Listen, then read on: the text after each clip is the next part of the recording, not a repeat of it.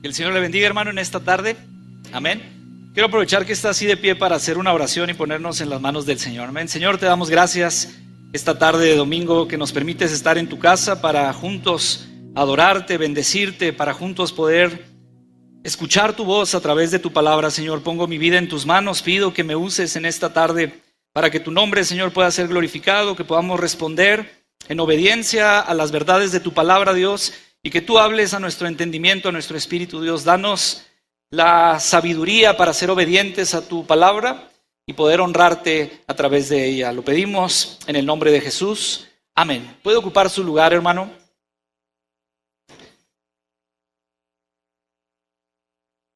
¿Cuántos ya empezaron a disfrutar las vacaciones? Levante la mano. Amén. Los que tienen hijos, ahorita vamos a orar por ustedes para que Dios les dé fortaleza, que van a tener a los hijos 2 semanas en casa. Pero mire, empezamos las vacaciones y las vacaciones son conocidas como las vacaciones de Semana Santa. Y hoy empezamos a recordar los eventos más trascendentes de nuestra fe. Hoy empezamos a desarrollar toda esta actividad que nos enseña y que nos habla de la Semana Santa. Antes de todo el proceso doloroso, antes de todo el sufrimiento, y entre paréntesis y como anuncio, antes de esa mirada a la cruz que no podemos ignorar, que es lo que vamos a estar viendo y desarrollando la próxima semana, el viernes, antes de la resurrección del domingo, antes de estos eventos tan importantes, la Biblia nos enseña cronológicamente que una semana antes de estos sucesos, antes de estos eventos, en la Semana Santa que es conocida para nosotros, Jesús entra a Jerusalén sobre un pollino, entra sobre un burrito, sobre el hijo de una asna, como lo menciona la Escritura. Y a esto se le conoce como la entrada triunfal de Jesús, la entrada triunfal de Cristo. Y es interesante porque la entrada que tiene es la entrada de un rey. Pero quiero compartir con usted en esta tarde un rey fuera de lo común. Porque el pueblo tenía su manera de ver al rey, el pueblo tenía la forma de visualizar al rey, pero el rey que la Biblia nos habla esta semana antes de todos los eventos de Semana Santa, estos eventos que suceden, o este evento particularmente que sucede de la entrada de Jesús a Jerusalén, nos habla de un rey que es fuera de lo común, un rey diferente a los reyes que estaban acostumbrados a ver las personas. Y este acontecimiento, hermanos, es un acontecimiento profetizado por Isaías 500 años atrás de que esta entrada sucediera. Es decir, 500 años atrás, el profeta es inspirado por el Espíritu Santo y empieza a decir y empieza a escribir y deja registrado las siguientes palabras. Zacarías capítulo 9, el verso 9 dice la palabra: alégrate, oh pueblo de Sión. La versión Reina Valera 60 dice: alégrate, hija de Sión, grita de triunfo, oh pueblo de Jerusalén. Tu rey viene hacia ti, él es justo y victorioso. Él está siendo vindicado, dice la palabra, pero es humilde. Y quiero subrayar y hacer énfasis en esta palabra, y es humilde, porque eso es lo que marca la diferencia de cualquier otro rey que se había registrado en la historia, de cualquier otro rey que se sigue registrando hasta este día dentro de nuestra historia. Pero esta palabra que marca el profeta 500 años antes de que esto sucediera, es lo que le da el énfasis a este rey que es fuera de lo común. Dice la palabra, es un rey humilde, tan humilde que entrará montado en un burro, montado en la cría de una burra. Mire, años después de profetizar esto, Isaías comenzó el periodo de silencio, lo que conocemos como el periodo intertestamentario. Este tiempo donde Dios dejó de hablar y termina las palabras del Antiguo Testamento, y hay un tiempo de por lo menos 400 años, 4 siglos, donde Dios guardó silencio. Las palabras de Dios habían quedado registradas, la historia de Dios había quedado plasmada, el poder de Dios se había hecho evidente a través de la historia y había quedado atestiguado. Y no solamente eso, estaba el Pentateuco, estaba la primera referencia de la palabra, de las instrucciones, de la ley que el pueblo iba a tener. Y luego viene la historia donde se desarrolla, viene la parte poética de la nación, pero también viene la parte profética, donde Dios establece y habla de los eventos que habrían de suceder cuando el Mesías llegara. Pero quiero que imagine esto, hay un periodo de silencio. El cielo guarda silencio, 4 siglos, Dios no emite ninguna sola palabra. Y yo me imagino, hermanos, a cada una de las generaciones dentro de estos 4 siglos, esperando la respuesta de Dios. Cada una de estas generaciones esperando que el estruendo de Dios se hiciera presente, que el poder de Dios, que la autoridad de Dios se hiciera presente. Cada generación era una generación que deseaba, que anhelaba que Dios volviera otra vez a sus vidas y los defendiera.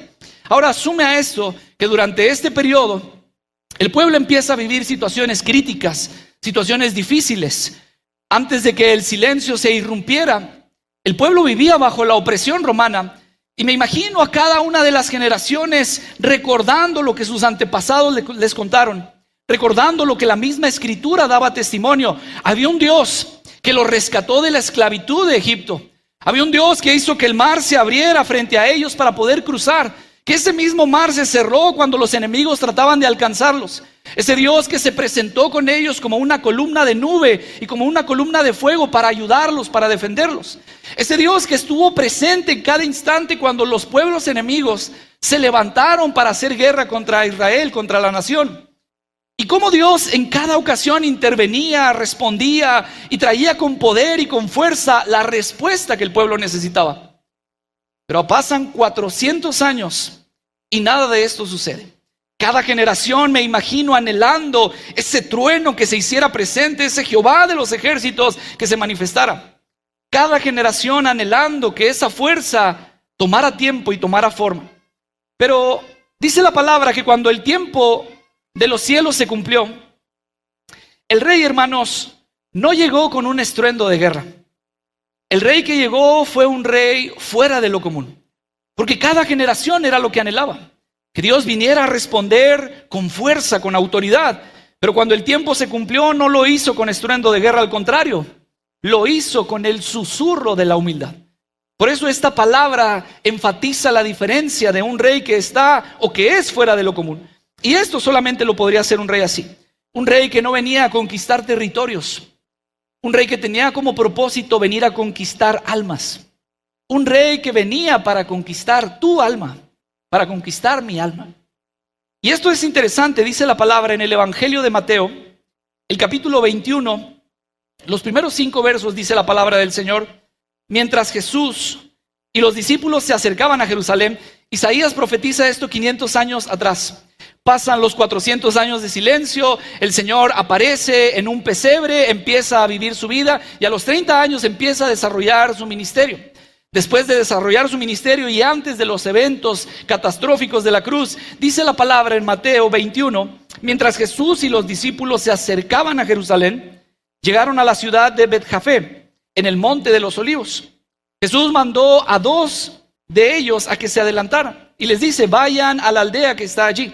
En cuanto entren, verán a una burra atada junto con su cría.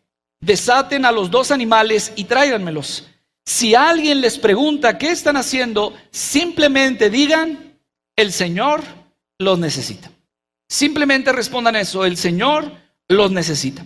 Entonces les permitirá llevárselos de inmediato. Eso ocurrió para que se cumpliera la profecía que decía: dile a la gente de Jerusalén, dile a la hija de Sión, mira, tu rey viene hacia ti, es humilde y llega montado en un burro, montado en la cría de una burra. Hermanos, Jesús envía a sus discípulos con una orden muy extraña. Y digo que es muy extraña por la palabra que Jesús utiliza, por la instrucción que Jesús les da a los discípulos. Y la orden es: el Señor los necesita. Ahora, esto es interesante porque la palabra en griego se conoce como Kyrios. Esta es la palabra que aparece en el original al referirse al Señor. Y Kyrios, esta palabra en el contexto legal de la época, era más allá de un título noble. Kyrios se refería al dueño legal de una propiedad o de un esclavo, como se manejaba en el contexto de esa época. Kyrios se refería a aquella persona que tenía el derecho supremo o la disposición sobre lo que le pertenecía. Es decir, yo soy el dueño de las cosas, yo puedo utilizarlas cuando yo quiero. Yo soy el dueño, no tengo por qué pedir permiso si algo es mío, yo simplemente lo tomo y lo utilizo. Pero el Señor está mandando a sus discípulos con una orden que parece contradictoria, porque está diciendo: yo que soy el dueño, que puedo hacer uso de lo que quiero y de lo que necesito, voy a pedirlo prestado. Y si alguien les dice algo, simplemente digan: el Kyrios, el Señor lo necesita. El que tiene el derecho supremo para tenerlo, lo necesita. Ahora, esto me lleva a preguntar, ¿cómo puede el dueño del universo necesitar algo de su creación? ¿Cómo puede el dueño de todas las cosas que existen necesitar algo de lo que Él hizo que existiera? El dueño de todos, el Kyrios. La Biblia nos dice que tuvo prestado el pesebre donde nació, que tuvo prestada la barca donde predicó, que tuvo prestado el pollino en el que entró a Jerusalén, que tuvo prestada la tumba en donde fue sepultado. Siendo el dueño de todo, se hizo dueño de nada para conquistar nuestra alma. Ese era el propósito del rey fuera de lo común. Venir a conquistar no territorios, sino venir a conquistar nuestro corazón y nuestra alma. Este rey que se despojó de esa autoridad legal que le correspondía, no tiene ningún problema en decir, lo necesito. Préstame tu barca para predicar. Préstame tu pollino para entrar a Jerusalén. Préstame el pesebre para nacer. Préstame la tumba para que mi cuerpo descanse. Aquel que es dueño de todo tiene la humildad suficiente para decir, lo necesito. ¿Y qué es lo relevante de esto? Que esa gloriosa humildad sigue vigente hasta nuestros días. Porque hoy el dueño de todo, el Kyrios, sigue necesitando nuestra disposición, nuestro tiempo. Escucha bien esto, iglesia. Porque Dios no quiere tus grandes talentos. Dios no quiere tus increíbles habilidades. Dios no quiere tus cuantiosas pertenencias. Sin antes o sin tener primero tu disponibilidad, tu servicio y tu obediencia. Porque de nada sirve que tú tengas grandes talentos, que seas reconocido en el mundo por los talentos que tienes, por las habilidades que desarrollas, por las pertenencias que tienes, si no estás dispuesto a estar al servicio de Dios, a la obediencia de Dios y a la disponibilidad de Dios. Porque Dios nunca, escucha bien esto, Dios nunca va a usar nuestras vidas sin nuestro permiso. Lo interesante es que Dios te necesita. Dios me necesita. Aunque es el dueño de todo, Él sigue necesitando hombres y mujeres que le ayuden a cumplir su propósito y su plan en este tiempo. Para que su palabra sea predicada, para que el mensaje sea llevado a los corazones necesitados, para que en esa humildad el Rey siga conquistando corazones y alma. El Señor sigue diciéndonos hasta esta tarde de domingo, te necesito. Y no te necesito por tus habilidades, por tus talentos, por tus pertenencias. Te necesito con tu disponibilidad, con tu servicio, con tu obediencia. Hermanos, esta frase, el Señor te necesita, es la invitación más importante que tendrás en toda tu vida. El Señor te necesita es la invitación más importante que tendrás en toda tu vida, porque es la invitación que te ayuda o que te hace ser parte de su gloria, ser parte del reino de los cielos. Y déjame decirlo así, no hay nada más seguro que aquello que ponemos en las manos del Kyrios. No hay nada más seguro en nuestra vida, con nuestros talentos, con nuestras habilidades, con nuestras pertenencias. No hay nada más seguro que poner esto en las manos del dueño del universo, que poner esto en las manos de Dios, porque entonces seremos útiles para algo más grande que nosotros mismos. El Rey fuera de lo común viene, y viene con esa humildad, y dice, el Señor lo necesita. Si alguien les dice algo, ustedes simplemente digan, el Señor los necesita, y sin problema se los darán. Sigue leyendo conmigo Mateo, capítulo 21, versos 6 al 9. Dice la palabra, los discípulos hicieron tal como Jesús les había ordenado. Aunque la instrucción era incoherente, aunque la instrucción era extraña, aunque la instrucción era contradictoria por la síntesis de las palabras, los discípulos hicieron tal como Jesús les había ordenado. Llevaron la burra y su cría y pusieron sus prendas sobre la cría, y Jesús se sentó allí. De la multitud presente, dice la palabra, la mayoría tendió sus prendas sobre el camino delante de él, y otros cortaron ramas de los árboles y las extendieron sobre el camino. Por eso se conoce este domingo como el Domingo de Ramos, porque la gente, mientras va entrando Jesús sobre este pollino, sobre este burrito, la gente empieza a quitarse las prendas y empieza a arrojarlas al piso para que sobre ese piso vaya entrando este Rey fuera de lo común. Otros que no tenían la forma de desprenderse, de quitarse sus prendas y ponerlas, fueron y cortaron ramas y empezaron a ponerlas para que la entrada fuera más elegante, para que la procesión fuera más importante. Así que dice la palabra que empezaron a tender las prendas, que cortaron ramas de los árboles, que las extendieron sobre el camino. Verso 9 dice la palabra de Dios: Jesús estaba en el centro de la procesión y toda la gente que lo rodeaba gritaba: alaben a Dios por el Hijo de David. Bendiciones al que viene en el nombre del Señor. Alaben a Dios en el cielo más alto. Qué interesantes palabras.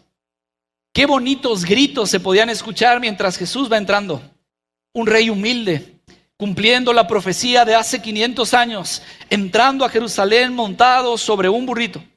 Y esta entrada se pone cada vez más interesante, porque la gente se emociona. Y es que es fácil que nosotros nos emocionemos. ¿Cuántas decisiones, cuántas palabras, cuántas veces hemos quedado presos con los dichos de nuestra propia boca por emocionarnos y decir cosas que no pensamos muy bien? Mencionar cosas que no pensamos muy bien, que no analizamos muy bien. El pueblo ve a Jesús, se emociona, empiezan a tirar las prendas, empiezan a echar las palmas, empiezan a gritar: alaben a Dios por el Hijo de David. Cuando usted va a la versión de la Reina Valera 60, la palabra que aparece es Hosana al Hijo de David.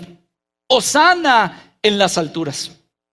Y esta palabra Hosana viene del hebreo y es una conjunción de dos palabras que literalmente significa sálvanos ahora. Son las palabras de necesito una salvación, pero una de las palabras habla del sentido de urgencia, es decir, no es una salvación de bueno, tengo oportunidad, todavía hay tiempo para que esto suceda. No, el grito de Hosana que el pueblo estaba mencionando es: Dios, necesito que me ayudes, pero ya estoy cansado, ya no puedo seguir en esta situación, ya no puedo estar en esta condición. Al ver a Jesús entrar sobre el burrito, sobre el pollino, se emociona tanto la gente que le empieza a gritar: ya sálvanos, si eres tú el que se había prometido, sálvanos. Si eres tú del que los profetas hablaron, sálvanos, pero sálvanos ahora, sálvanos ya, nos urge que nos salves. Qué tragedia tan elegante se encuentra escondida en estas palabras, porque el pueblo se emocionó y vio la oportunidad para ser librados del problema que para ellos era el más grande: Roma imponiendo la opresión sobre ellos. El problema más grande que el pueblo tenía era eso. Era que Roma le estaba cobrando impuestos, era que Roma no los dejaba vivir como ellos querían vivir. Y cuando ven a Jesús entrando, ellos dicen: este es el Mesías que nos puede salvar de los impuestos. Este es el Mesías que nos puede salvar de la opresión política que tenemos. Este es el Mesías que nos puede ayudar a salir de esta escasez económica que estamos viviendo. Y cuando ven a Jesús entrar sobre este burrito a Jerusalén, están viendo en el Señor Jesús no a un Salvador, sino a un asistente social. Ayúdanos ya, respóndenos ya, sálvanos ya, nos urge que nos ayudes ya. Pero Jesús, siendo Dios, sabía que si solo los libraba de Roma, seguirían siendo esclavos del pecado. Si solo sanaba sus cuerpos, seguirían muriendo espiritualmente. Y como decía al principio, aunque la verdadera victoria se encuentra entre los clavos del viernes y la resurrección del domingo, la enseñanza de esta entrada triunfal sigue siendo parte crucial de todo el mensaje de salvación y del evangelio. Porque es aquí, en esta entrada, es aquí sobre este burrito donde Jesús se presenta abiertamente como el Mesías, como el Salvador enviado por Dios. Durante su ministerio hizo grandes milagros, pero muchas veces dijo: no digan nada, no mencionen nada. Inclusive a los demonios los manda a callar para que no mencionen que Él es el Hijo de Dios, el Mesías, porque no había llegado el tiempo de que se presentara y se manifestara como el Salvador enviado por Dios. Pero este es el momento en el que decide hacerlo abiertamente, que no quedara dudas, que a nadie le quedara este sentido de saber si era o no era. Jesús toma la entrada triunfal sobre este pollino para decir: yo soy el enviado de Dios para darle salvación. La gente ve su necesidad inmediata y dice: sálvame con urgencia, pero sálvame ya de este problema que tengo de Roma. Lo interesante, hermanos, es que usted y yo, como iglesia, como pueblo de Dios, tristemente, no hemos entendido el propósito principal de Cristo en nuestras vidas. Porque buscamos a Dios con acciones correctas, pero actitudes incorrectas. La acción que el pueblo tenía era correcta. Se quitaba sus prendas porque estaban presenciando la entrada de un rey. Un rey fuera de lo común, pero un rey. Y se quitaban sus prendas y echaban las palmas para que el rey entrara. La acción era correcta, la actitud era incorrecta. Sálvame de mi problema, sálvame de mi necesidad, sálvame de mi condición inmediata. Y nos parecemos tanto al pueblo arrojando prendas. Nos parecemos tanto al pueblo arrojando ramas, arrojando palmas. Porque venimos delante de la presencia de Dios y le decimos: Señor, sálvame de esta deuda que tengo. Sálvame de la enfermedad que me está afectando. Sálvame del problema en el que estoy metido. Pero nos cuesta tanto decirle a Dios: sálvame de mí mismo. Líbrame de mí mismo. Nos cuesta tanto decirle a Dios: salva mi vida. Limpia mis pecados, borra mi maldad. Es decir, no tenemos ningún problema en decirle: sé el salvador de mi situación. Aunque no estoy tan seguro si quiero que seas el salvador de mi alma. Me interesa más que respondas y que resuelvas mi necesidad inmediata antes de otra cosa que no puedo ver o de la que no puedo participar inmediatamente. Cristo quiere arreglar el tema de nuestra eternidad antes de arreglar el tema de nuestra situación terrenal. Y escucha bien estas palabras: si Él no es el rey de tu corazón, van a pasar los años y tú seguirás siendo solo un espectador más a la orilla del camino. Si Él no es el rey de tu corazón, van a pasar los años y seguirás arrojando prendas, seguirás arrojando ramas. Y cada situación difícil vendrás a la presencia de Dios a decirle: me urge que me resuelvas este problema. Me urge que me sanes de esta enfermedad. Me urge que me ayudes a salir de esta situación. Pero no me urge tanto que me ayudes a transformarme desde mi interior. Que me ayudes a tener conciencia de quién soy yo delante de ti. Si Él no es el rey de mi corazón, yo seguiré siendo un espectador más a la orilla del camino. Y sobrarán prendas y sobrarán ramas para yo seguir aventando delante del rey. Pero mi corazón estará alejado de Él. Dice la palabra, Mateo capítulo 21, verso 10. Toda la ciudad de Jerusalén estaba alborotada. Todos se emocionaron, todos gritaban, todos estaban diciendo: ya llegó el Mesías, ya llegó nuestra respuesta a la necesidad inmediata que tenemos. Toda la ciudad estaba alborotada a medida que Jesús entraba. Pero surge la interrogante: ¿quién es este? La gente estaba emocionada, la gente estaba alborotada. Veían a un rey fuera de lo común entrando sobre un pollino, entrando sobre un burrito. Pero decían: ¿quién es este? Zacarías había profetizado que sería justo. Y en el mundo, la justicia dicta que el culpable paga. Eso es lo justo. En el mundo esa es la justicia. El culpable tiene que pagar por lo que hizo. En el reino de Dios, en las buenas noticias del cielo, en el evangelio de Cristo, la justicia significa que el justo paga por el culpable. En las buenas noticias eso significa. Cuando el rey entraba al pueblo después de haber tenido una batalla y haber salido victorioso, la forma en la que el rey entraba era montado sobre su corcel. Era un corcel blanco para que llamara la atención, y cuando entraba traía por una parte a todos los esclavos que había tomado en la guerra y por otra parte a toda su guardia, a todas las personas que le acompañaban. Y era todo un desfile, era toda una exposición del poder y de la gloria que el rey tenía. Sometimos a estos, nos defienden estos, seguimos avanzando, seguimos triunfando, seguimos con poder. Eso era lo que los reyes hacían en el tiempo de Jesús.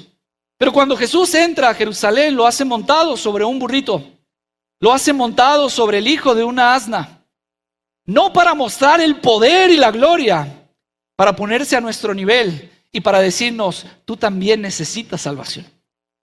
No para presentarse con toda la autoridad de decir: yo he venido a conquistar territorios o conquistar personas para esclavizarlas. Al contrario, yo he venido para darte libertad y para darte vida eterna. Esa es la razón por la que este rey fuera de lo común entra montado sobre un pollino. Pero la gente pregunta, ¿quién es este? ¿De dónde salió? ¿Quién es? Si es el que puede dar respuesta a nuestra necesidad, ¿quién es este? La gente emocionada se conformó con etiquetarlo con su origen terrenal. Ellos mismos responden y dicen, ese es Jesús. No es el Salvador que Dios envió. No, ese es Jesús. Él es el profeta de Nazaret de Galilea. ¿Puede salir algo bueno de Nazaret? Él es el profeta de Nazaret. Él no es el enviado de Dios. Él no es el Mesías prometido. Él no es el Mesías profetizado. Él es un profeta más de Nazaret de Galilea. Se conformaron con etiquetarlo con el origen terrenal, pero no alcanzaron a comprender o no quisieron entender el origen divino. Y es su origen divino lo único que hace posible que podamos ser salvos de la condenación por nuestro propio pecado. Cuando estaba con el paralítico de Capernaum, como nos predicaba la pastora, después de que las personas lo bajan del techo, él le dice a este paralítico, ánimo, hijo mío, y menciona las palabras que solamente Dios tiene la potestad y la facultad de mencionar. Jesús le dice, tus pecados son perdonados. Hay una mujer pecadora en la Biblia que derrama su perfume a los pies de Jesús y empieza a enjugarlos con su cabello. Y Jesús le dice en Lucas capítulo 7, verso 48, tus pecados son perdonados. El único que tiene la facultad de perdonar pecados es Dios. Es este rey fuera de lo común que hace su entrada triunfal sobre un burrito. Y es importante mencionarlo porque la justicia de Dios exige un pago por el pecado. Y la Biblia deja claramente cuál es la paga del pecado. Romanos capítulo 6, el verso 23, la primera parte dice, pues la paga que deja el pecado es la muerte. No hay otra manera de pagar el pecado sino con la muerte. No hay otra manera de salvación del pecado o del pecador sino con la muerte. Pero Él tiene toda la potestad por su origen divino de decir, ánimo, hijo mío, tus pecados son perdonados. A la mujer pecadora, tus pecados son perdonados. Al hombre pecador, tus pecados son perdonados. Porque este rey fuera de lo común decide entrar humilde, pero al mismo tiempo justo y victorioso, como la Biblia lo enseña. Juan capítulo 10, verso 18, Jesús dice, nadie puede quitarme la vida, sino que yo la entrego voluntariamente en sacrificio. Nadie me va a quitar la vida. Yo he decidido entregarla por amor a ti. No puedo obligarte a que dispongas de tu tiempo, de tus talentos, de tus dones, de tus habilidades. Lo voy a pedir. Te voy a insistir una y otra vez para usarte en mi propósito, para que seas parte de lo glorioso del reino.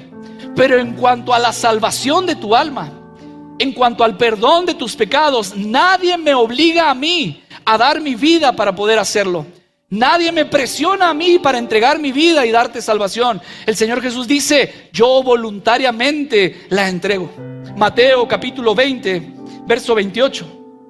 Pues ni aún el Hijo del Hombre vino para que le sirvan, sino para servir a otros, para dar su vida en rescate por muchos. ¿Y sabe qué me bendice tanto? Que en este muchos estoy yo también.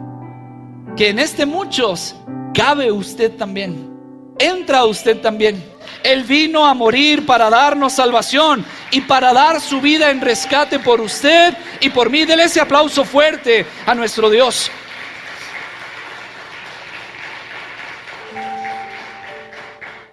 Porque la Biblia me da testimonio que se pagó el precio justo con la vida de Cristo. Segunda de Corintios capítulo 5 verso 21. Pues Dios hizo que Cristo, quien nunca pecó, fuera la ofrenda por nuestro pecado. Dice otra versión, fuera hecho pecado, para que nosotros pudiéramos estar en una relación correcta con Dios por medio de Cristo. Romanos 6:23 dice, pues la paga que deja el pecado es la muerte, pero el regalo que Dios da es la vida eterna por medio de Cristo Jesús, nuestro Señor. Ese es el regalo del cielo. Ese es el regalo que el rey montado sobre el pollino venía anunciando. Aunque yo puedo darte la solución a tu problema inmediato, aunque yo puedo darte la sanidad a tu enfermedad, aunque yo puedo librarte de esa deuda, de esa situación, de ese compromiso, aunque yo puedo hacerlo, Jesús montado en el pollino viene a decirte: mi propósito más grande es darte salvación. Es que tú te reconcilies con Dios. Es que puedas estar a cuentas con tu Salvador y con tu Señor. Es que puedas estar bien delante de la presencia de Dios. Porque la paga del pecado es muerte, pero el regalo de Dios es vida eterna en Cristo Jesús. ¿Quién es este?, preguntaba el pueblo. ¿Quién es este? Gritamos, aclamamos, soltamos nuestras prendas, echamos nuestras ramas y palmas, pero ¿quién es este? Pregunto para ti. ¿Quién es este? Para ti es el personaje histórico. Para ti es el personaje espiritual. Para ti sigue siendo el remedio a tus problemas urgentes. O para ti es el Salvador de tu vida. La entrada triunfal de Jesús a Jerusalén sobre un pollino, con el suelo lleno de ramas y el ambiente lleno de gritos, nos recuerda, iglesia, que hoy, el domingo de Palmas, el domingo de Ramos, que hoy podemos gritar con emoción y hasta con fe: Hosana, sálvame ahora. Que podemos gritarle: sálvame, Señor, pero ese grito se puede convertir mañana en un silencio de indiferencia cuando el Señor nos dice: te necesito. Hoy le puedo decir: sálvame de mi situación, gritarle con fe: sálvame de mi problema, y mañana guardar silencio cuando el Señor me dice: te necesito. Ve y lleva este mensaje, ve y evangeliza, ve y predica, ven y sirve en tu iglesia. Hoy puedo gritar con fe y decir: sálvame ahora, y mañana guardar silencio cuando el Señor me necesite. Hoy puedo gritar con emoción y puedo gritar con fe: sálvame ahora del problema que me aqueja.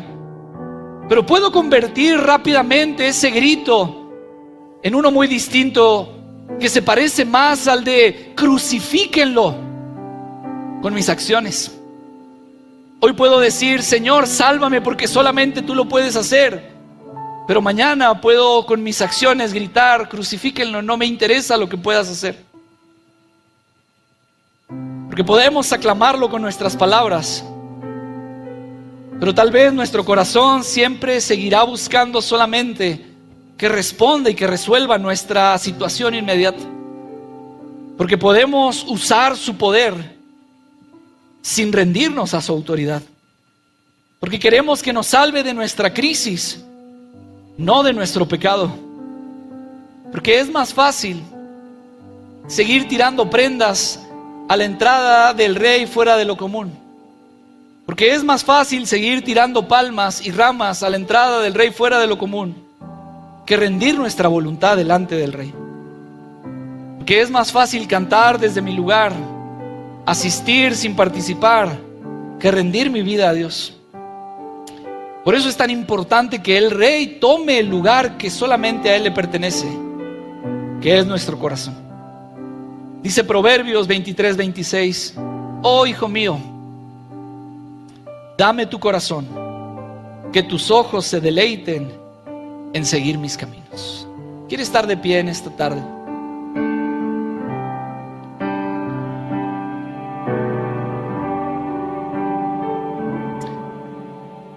Mi deseo es que usted no sea un espectador más a la orilla del camino, emocionado, pero alejado, gritando, pero guardando silencio en cuanto a la disposición delante de Dios, buscando el poder de Dios para conveniencia y no para sometimiento de su voluntad delante del Rey. Pero lo más importante, mi deseo, es que quien no ha entregado su vida a Cristo pueda hacerlo en esta tarde. Que pueda decirle: yo quiero que ese Rey fuera de lo común salve mi vida, perdone mis pecados, porque me he equivocado, porque las consecuencias de mi pecado me han alcanzado y porque no hay nadie más que pueda salvarme. Si tú nunca has entregado tu vida a Cristo, quiero invitarte a que hagas esta oración conmigo. Señor Jesús, reconozco que soy pecador y que yo no puedo hacer nada para salvarme. Sé que viniste a morir en una cruz por mí, que derramaste tu sangre para perdonar mis pecados, que entregaste tu vida voluntariamente para poder escribir mi nombre en el libro de la vida. Hoy te acepto como mi Señor y Salvador. Te reconozco como el Rey de mi corazón y de mi alma. Y pido que me ayudes a vivir como un hijo tuyo, a ser parte de tu gran familia, y que tu Espíritu Santo venga sobre mí para poder dirigir mis pasos hacia ti. Lo pido en el nombre de Jesús. Amén. Y a ti, iglesia, quiero invitarte. Habrá alguien que quiera salir de su lugar y venir a este altar y decirle: Dios, perdóname, porque muchas veces te he buscado, tal vez con acciones correctas, pero con actitudes incorrectas. Tal vez he venido más buscando qué puedo obtener de ti que qué puedo ofrecerte a ti. Habrá alguien que quiera salir de su lugar. Habrá alguien a quien el Señor esté hablando a su corazón y diciéndole una vez más: te necesito, deja de resistirte, te necesito en mi obra, te necesito a mi servicio, te necesito para cumplir mi plan. Habrá alguien que se esté resistiendo a Dios y que le diga: Señor, ¿pero qué puedo hacer yo en ti? El Señor te necesita. Habiendo tantas maneras para hacer su entrada triunfal, Él decide hacerlo sobre un pollino. Él decide hacerlo sobre un burrito. Y si me permites la analogía, si Él decidió usar un burrito para entrar a Jerusalén, ¿no podrá usar nuestras vidas para seguir cumpliendo su plan y su propósito? Vamos, ¿por qué no sales de tu lugar? Si te quedas ahí en tu lugar, quiero invitarte. Cierra tus ojos, levanta tus manos al cielo. Él es el Rey que ha venido a darnos salvación y vida eterna. Él es el Rey.